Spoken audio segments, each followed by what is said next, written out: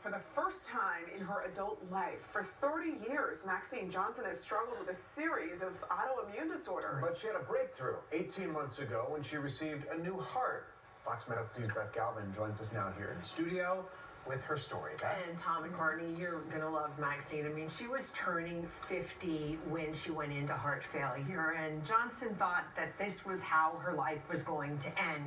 But instead, she's beginning a new life with a healthy heart that once belonged to a stranger. Maxine Johnson of Cartersville says she never imagined she would have a new heart and a whole new life in front of her. Even now, I'm sitting back just thinking there's an organ that belonged to someone else in my body.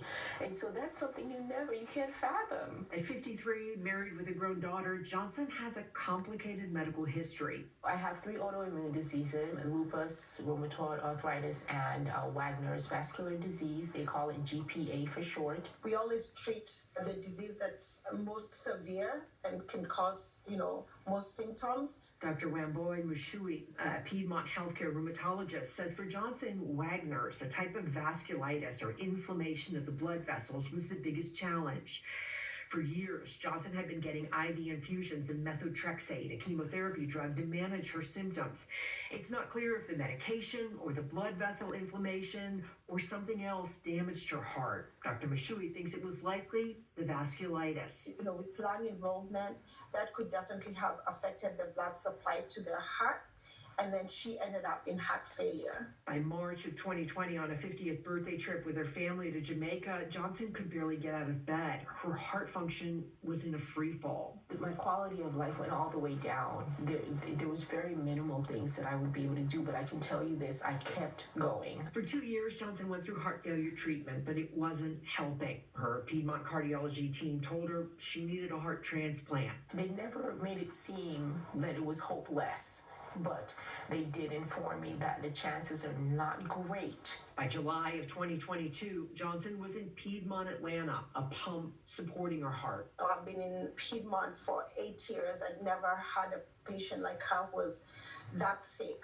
I mean, it was either she gets a heart transplant or that was it. In mid-August, Johnson was told a donor heart had been found for her. And it was bittersweet. She thought about the family of her donor. I thought about them losing their loved one, and I really thought, who am I for the Lord to have someone take care of their heart so that I can have it, 18 months later, back home in Bartow County, it's affected my life tremendously in a great way. Johnson is walking again, trying to get in shape, and she's back in the kitchen, cooking up her favorite Jamaican dishes. Her new heart, she says, has changed everything. It's allowed me to have a certain level of joy.